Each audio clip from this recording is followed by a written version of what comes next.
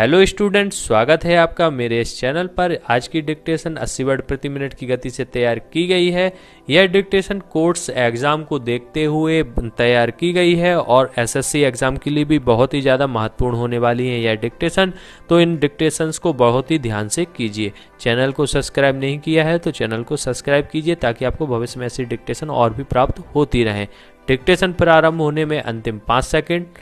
4, 3, 2, 1 start. यद्यपि सर्वोच्च न्यायालय ने अपने फैसले में इस बात की स्पष्ट मंशा जाहिर की है, चुनाव में धर्म सांप्रदायिक विद्वेष की बातें नहीं आना चाहिए। अगर चुनाव में ये बातें सामने आती हैं तो उसे चुनाव कानून के विरुद्ध माना जाना चाहिए।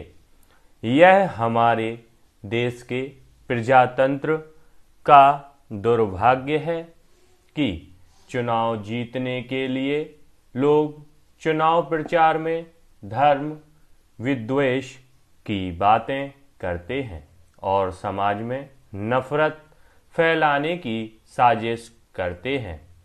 ऐसे तत्वों पर कानून के अंतर्गत अंकुश लगाना बहुत जरूरी हो गया है।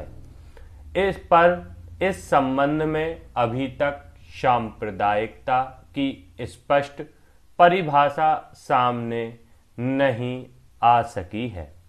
सांप्रदायिकता के बारे में कानूनी परिभाषा न होने से सरकार भी असहाय हो जाती है। शासन ने पिछले दिनों सांप्रदायिक कहे जाने वाले कुछ संगठनों पर प्रतिबंध लगा दिया था, लेकिन वह प्रतिबंध कानून के आगे नहीं ठहर सका। इसके कारण दुष्परिणाम यह हुआ कि ऐसी सांप्रदायिक ताकतों की हिम्मत बढ़ती जा रही है।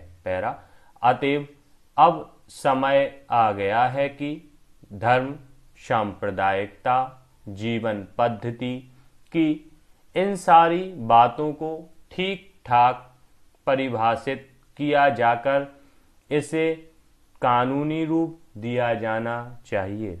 उच्चतम न्यायालय ने अपने ऐतिहासिक निर्णय में स्पष्ट कर दिया है कि उम्मीदवार के भाषणों में हिंदूवाद और हिंदुत्व जैसे शब्दों का इस्तेमाल भर करने से उसे सांप्रदायिक करार नहीं दिया जा सकता। इसे भ्रष्ट आचरण के दायरे में रखना भी संभव नहीं लगता है। लोक प्रतिनिधित्व अधिनियम 1951 की धारा 123 की उपधारा की विस्तृत व्याख्या करते हुए सर्वोच्च न्यायालय ने अपने फैसले में कहा कि उक्त दो शब्दों का प्रयोग भर करना ही हिंदू धर्म का इस्तेमाल नहीं है और न ही हम इसे दूसरे धर्मों का विरोध कह सकते हैं। लेकिन चुनाव के दौरान धर्म का अनुचित फायदा उठाने की प्रवृत्ति को आज सख्ती से रोके जाने की बहुत जरूरत है। इसलिए उम्मीदवारों और उनके प्रचारकों को ऐसे शब्दों का उपयोग संयम के साथ दूसरे धर्मों के प्रति नफरत न फैलाते हुए ही करना चाहिए। यह सब चीजें सारे संदर्भ के मामले को देखकर ही तय की जा सकती हैं। सुप्रीम कोर्ट ने 63 पेज अपने फैसले में और 16 पेज हिंदुत्व और हिंदूवाद की व्याख्या करने में लगाए हैं।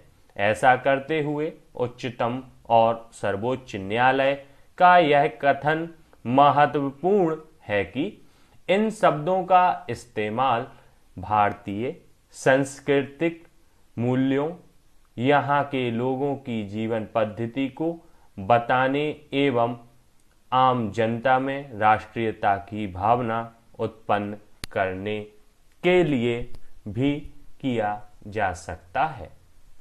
केवल हिंदू नाम को अछूता एवं सांप्रदायिक करार देकर उसकी निंदा करने वाली शक्तियों को इस निर्णय से जरूर करारा झटका लगेगा। वहीं अदालत ने इन शब्दों के दुरुपयोग को सख्ती से रोकने का संकेत किया है। धन्यवाद स्टूडेंट्स। डिक्टेशन यदि आपको पसंद आई तो इसको लाइक कीजिए, शेयर कीजिए, अधिक से अधिक चैनल को सब्सक्राइब कीजिए और कमेंट भी कीजिए, क्योंकि आपका कमेंट हमारे लिए प्रेरणा स्रोत है।